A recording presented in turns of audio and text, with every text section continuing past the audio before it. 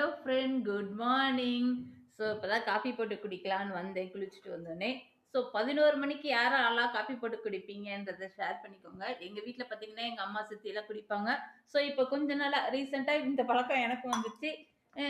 So போட போகிறேன். So அதோட உங்களோட கொஞ்சம் ஷேர் பண்ணிக்கிறேன்.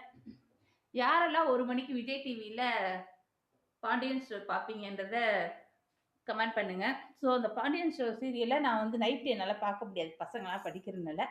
ஸோ நான் வந்து மத்தியானமாக பார்த்துட்டு இருக்கேன். ஓகே, பார்த்துட்டு இருப்பேன். இப்போ ரீசெண்டாக பார்த்தீங்கன்னா என்ன ஓடிட்டு இருக்குன்னு பார்த்தீங்கன்னா, இந்த மயில் கேரக்டர் இருக்காங்களா, பெரிய மருமக பாண்டியன், அவங்களோட மருமக, பெரிய மருமக. அவங்க வந்து நிறைய பொய் சொல்லி ஒரு மேரேஜ் பண்ணிக்கிறாங்க. வயசு எல்லாமே நிறையா பொய் சொல்லியிருக்காங்க, ஒரு 4-5 பொய்ன்னு வச்சுக்கோங்களேன். சரின்ட்டு இப்போ அங்கே ஒரு பிரச்சனை ஓடிட்டு இருக்கு அந்த சீரியலில். ஸோ பார்த்தீங்கன்னா நிறைய ரொம்ப கெஞ்சுவாங்க வாழ்க்கைக்காக. ஸோ அவங்கள பார்த்தீங்கன்னா யாருமே கண்டுக்க மாட்டாங்க, அந்த சரவணன் உட்பட. ஓகே, இதெல்லாம் எதுக்கு இங்கே ஷேர் பண்ணுறீங்க, நாங்களும் தானே பார்த்தோம் அப்படின்னு நீங்கள் கேட்கலாம். ஸோ இது மாதிரி நிஜ லைஃப்லேயும் இருக்குது. ஸோ ஒரு பொண்ணு போய் சொல்லிட்டா வாழ்க்கையே அவ்வளோதான், வாழவே முடியாது, விஷத்தை குடிச்சிருவேன், அது இதுன்னு மாப்பிள்ளை சொல்கிறாரு இல்லையா. இதே மாதிரி ஒரு ஆண்மகன் பொய் சொன்னால் அந்த பொண்ணுக்கு என்ன நிலைமைன்னு பார்த்தீங்கன்னா, அட்ஜஸ்ட் பண்ணி போமா, அட்ஜஸ்ட் பண்ணி தான் வாழணும், வாழ்க்கைனா இப்படி தான் அந்த சமூகம் சொல்லும். ஸோ அதை பார்த்தோன்னே எனக்கு பயங்கரமாக கோவம் வந்துச்சு. ஸோ என் லைஃப்லேயும் அப்படிலாம் நடந்திருக்கு.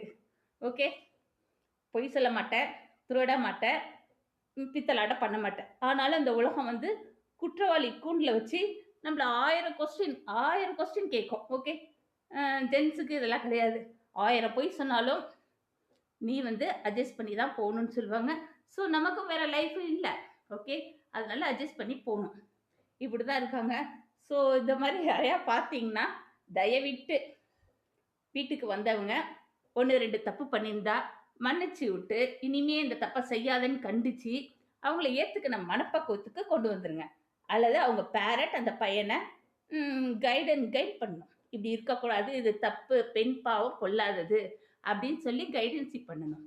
ஓகே, இதை தான் நான் ஷேர் பண்ணிக்க வந்தேன். ஸோ அது வந்து நிஜ லைஃப்லேயும் அது மாதிரி இருக்குது, அதனால தான் ஷேர் பண்ணிக்கிறேன். என்னோட லைஃப்லேயுமே நடந்திருக்கு, அதனால நான் ஷேர் பண்ணிக்கிறேன். ஓகே, எங்கள் சேனலுக்கு சப்ஸ்கிரைப் பண்ணிக்கோங்க. பாய்.